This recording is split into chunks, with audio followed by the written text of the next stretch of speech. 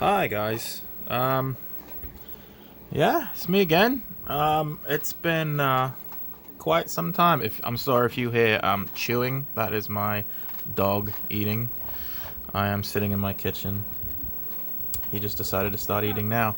Um, yeah, it's been a while since I've made a video. COVID and all that stuff. I haven't really bought too much, but what I have bought, yeah, I want to talk about. So these are the movies that I have. I bought a huge box of Japanese wrestling tapes. And let me turn this down. Japanese wrestling tapes. But I'll make a separate video on that because, you know what? If you don't want your wrestling mixed in with your horror movies, totally understand. But anyway, let's get on with it. So this is Demons 5, which is on TV now. And I've just put this in now. I haven't watched these. I haven't gotten around to watching much. I have a box in my dining room that I put, tapes in that I know that I need to talk about, and then once I talk about them, I can go upstairs and put them on the shelf and arrange my shelf, how I need to. So this is Demons 5, which I don't know if it was made to be a Demons sequel. I don't think it was, but I think it's just a case of slapping a name on a movie franchise, kind of like the House movies. And now my dog's drinking. I'm sorry, guys. Yeah, Demons 5, which is in one of these Japanese rental cases. I have a few spare Japanese cases. I'm going to switch it out, but I don't know much about these Demons movies past two. Hey, come here. What are you doing? Hey. That's my dog, Axel. He's big baby. Yeah, I've just put this in, and I've realized that this release is Italian language with Japanese subtitles, which sucks, because I don't speak Italian or Japanese. So if anyone is interested in buying this, if they find it for a decent price, because the prices I found this were astronomical, and this was a best offer, and I truly did my best to haggle it down to a good price, and I feel like I did. So if there's anyone out there wanting to buy this on this format, on Japanese VHS, just fair warning, it's in Italian. I was expecting it to be in English, but that's what happens when you expect things. So I haven't watched it yet. I will, even if it's in Italian, I'll sit and watch it. I think there's a copy on YouTube. I think there's a video on YouTube where it's in English. But I don't know if it's cut or uncut, if the gore is cut. Oh, look, they're digging the demon out of the ice. It's just a woman falls, breaks her leg, hurts her leg while they're skiing, and a demon is in the ice, and it comes out and causes mischief. But yeah, that's Demons 5. I really like the cover. Yeah. Okay, next up. One Dark Night. Let me get that out of the way. Here we go. One Dark Night. So this, let me turn the TV down.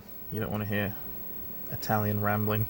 This is Tom McLaughlin's, I think it's his debut. I don't know much about his work other than this and Friday the 13th Part 6. I know. If somehow you're out there and you watch my YouTube videos, I always somehow have to bring up Friday the 13th. It's my favorite horror franchise, favorite film franchise, blah, blah, blah. I'm not a fan of Part 6, and I know that's crazy. I know that goes against the crowd, but I just don't like Part 6. And I wanted to see the movie that got Tom McLaughlin's, gave Paramount the vote of confidence to hire him to do Part 6. And I watched this, and I really enjoyed it. It's like PG PG-13 horror. It's not R-rated.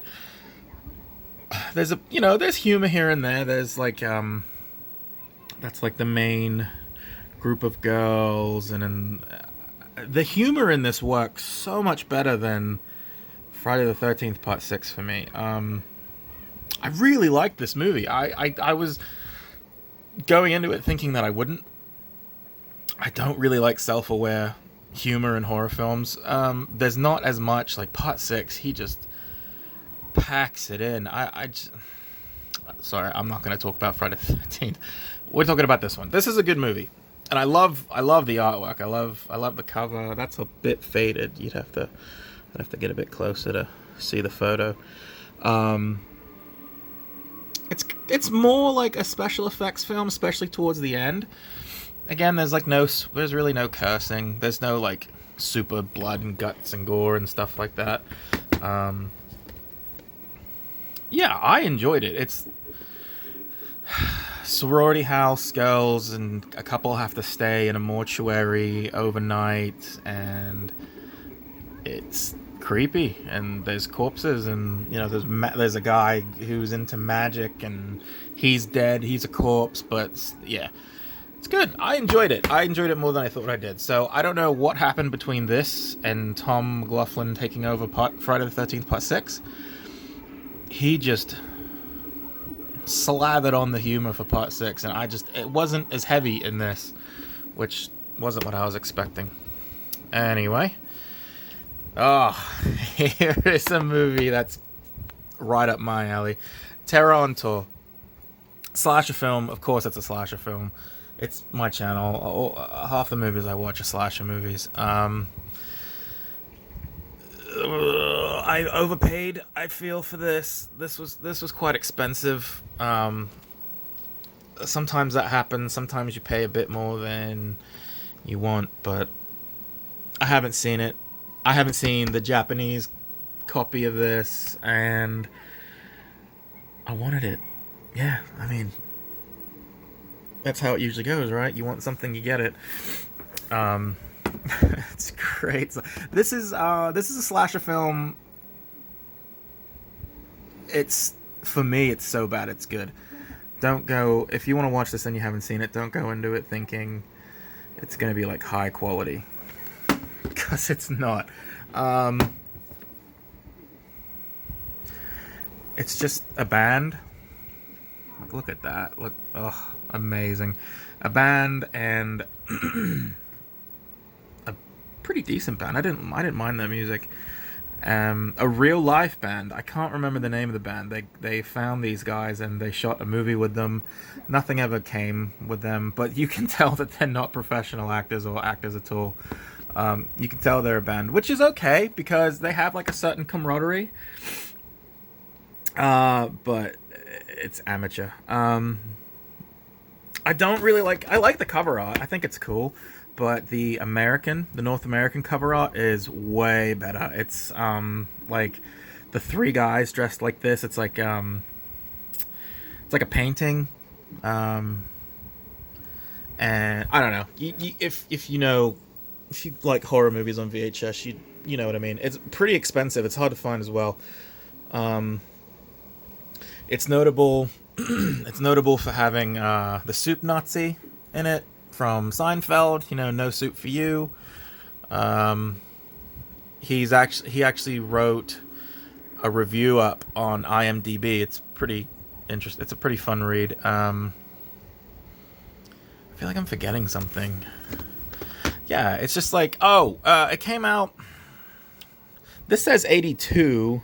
But I'm pretty sure in North America it came out in 81. This is like a slasher movie that came out in between Halloween and Friday the 13th. So it wasn't too heavy on the gore. It kind of wanted to ape the feel of Halloween, and it came out before Friday the 13th, the original, before that type of slasher took off, and I just don't think it ever got any attention. Not that it's deserve the attention. It's not that good, but if you're into corny, cheesy slashers, definitely check it out. I enjoyed it. I do enjoy it. I don't watch it all the time, but I've seen it more than once, and I we'll most certainly see it again. Um, Here we have the Zero Boys, and I like this one a lot, more than I thought I would. Again, sorry for the Friday the 13th references, but if you are a Friday the 13th fan, you might recognize that house. So the second half of the movie takes place on the property of Friday the 13th Part 3. The house, the cabin in Friday the 13th Part 3. And again, it's one of the reasons why I bought it. The first quarter of the film is a paintball tournament in an abandoned town. It's really well done, actually. It's really it's well shot. Yeah, lots of fade. Japanese spines suck. It's really well shot. It's entertaining. It's got the right mix of humor. It's got the girl from... Oh god, I really should know her name. Chopping Mall and Night of the Comet. I'm sure there's someone out there who knows who I'm talking about. But the first part, like the first half of the movie is like this fake action movie, and then you realize it's a paintball tournament, and then the second half is like straight slasher film, like really good, like really moody, really just really good. Like it's I can't explain it. It's really good. Not overly gory, but it's a really good mix of. It's got just the right amount of comedy, like lightheartedness. It's got a really good opening, really good introduction to the characters, really good story, and then once they get into the woods and do they get lost, or they get like run off the road? I can't remember. They're in a car, and they end up in the woods. And once they get to the woods, it's like a straight slasher film. It's really good. Yeah, this was actually the front cover artwork is what got my attention, is what interested me, and then I looked it up, and I was like, huh, sounds like something I'd enjoy, and I did enjoy it. So, yeah, Blind Buy went right for once. Right, 3 more. Final Exam, couple of slashes, and then a really good cult movie. We'll finish it off with a bang, yeah. So we got Final Exam, and again, this is another, like I just said with Terror on Tour, this is another slasher movie that wanted to capitalize on the success of Halloween, but Friday the 13th hadn't come out yet. You know, the ultra gory whodunit aspect of slasher movies wasn't really popular when this was released, unfortunately. This is like a low budget slasher film, and I mean, the cover completely gives the ending away. So if you haven't seen it, surprise, that's the ending. That's the killer. He is maskless, he's nameless, he's motiveless, which I absolutely love. I love the killer in this. I know some people think that's a detriment, but I really like the killer. It's just some random guy, you know, prowling a college campus and killing people. Not much to say about the box, the artwork on this. There's some really good stuff in this. I think this is a really overlooked slasher film. Some of the lighting, some of the shots, I really love the basketball court scene. Oh, I should remember his name. I think he's one of the final guys to die, but he's like openly gay, and I think it's the farthest a gay character has ever gotten in a slasher film to live. Again, the kills aren't like super gory. This is like kind of like a little Halloween clone, stuck in that 1.5-2 year period between Halloween and Friday the 13th, and then after Friday the 13th blew up, then every slasher had to have buckets of gore and blood and stuff. And this one didn't. This one kind of has the feel of Halloween. It's nowhere near as good as Halloween. Don't get me wrong, but I really enjoy Final Exam. Yeah. Oh, there's a school shooting scene, a prank that would never be able to be made in today's world. Um, Here, I'll show you the case. This is a case I haven't seen. It's like plastic, and I'll show you the tape. I think the tape looks pretty cool. Whoop! It's like shiny. I don't think I've seen a tape like that before from Japan. Anyway, that's not important. So, yeah. Final exam. If you're into slashes, low budget, well, it's not even too cheesy. It's just, I think it's a quality slasher film. I think it's good. This is one that I bought just to pad the slasher shelf. Half my movies are slasher movies. This one's not bad. It doesn't get talked about too often, probably for, the right reasons. It's fairly forgettable. It's not really memorable. But I enjoy it. I love the opening to this movie. Takes place in a movie theater. Scott from Friday the 13th Part 2, who gets his throat slit when he's hanging upside down. He's in the opening of this movie. It's a movie within a movie, so I thought that was pretty cool. There's a kill in the movie theater. The killer kills someone sitting in front of him. As, like, the crowd screams at a scary part, he kills her, so when she screams, the crowd doesn't notice. They just think she's screaming at a scary part of the film. I love the beginning of this movie. After that, I wouldn't say it's downhill. It just doesn't match that scene. It's not bad. It's slow. The pace is a bit slow. I love the title, He Knows You're Alone. Yeah, it's nothing that's gonna be memorable. It's I don't know if it's his first film, but it's his first, like, it's not even a major role. It's his first. It's a very, very early role for Tom Hanks, and I think there's an interview with David Letterman out there that he talks about it. So, yeah, I would. If you're a slasher enthusiast and you haven't seen this, I'd watch it at least once just to say that you've seen it. There's worse. There's way worse slashers out there. This one just doesn't. I don't know. Doesn't have a staying power in my memory. There's things I'm forgetting that I should remember, but I don't. It's not overly gory. I don't think the body count's too high. Yeah. Yeah, the killer's okay. No weird masks. The no mask killer. It's okay. You could do a lot worse with slasher films. This one's middle of the road, average, bang average. Just not very memorable. Can't remember too much about it. All right, this is the last one. This is my favorite one. This is my favorite movie by far out of this pile, and that's Neon Maniacs. I love this movie. I love this artwork. Yeah, just look at that. I think that's beautiful. That's like a painting. That's not. It's so nice. Definitely a case of what could have been. I didn't even notice that the Twin Towers was on there.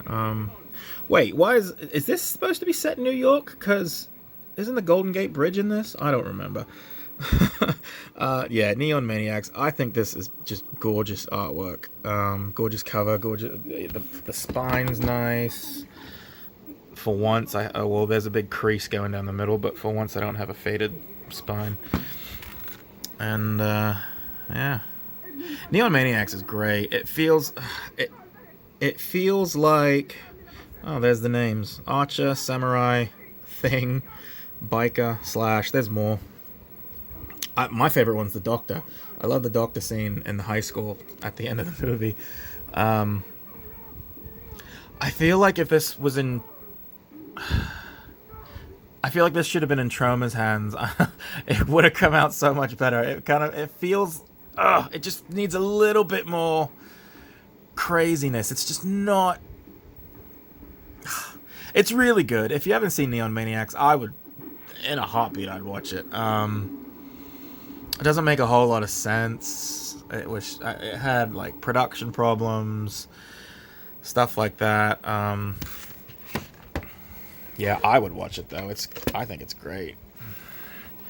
I love the special effects. I love the makeup. I love the look of all the creatures. Yeah, it's just one of those cult movies that stick out in my mind. That's the picture on the cover of the DVD I have. I've had that DVD for years and years. I used to watch it quite a bit. I haven't seen this in a while, so I'm gonna have to rewatch it soon. But yeah, that's it, guys. Thanks. Oh, they're killing her in Demons 5, a flashback. Alright, guys. See you later.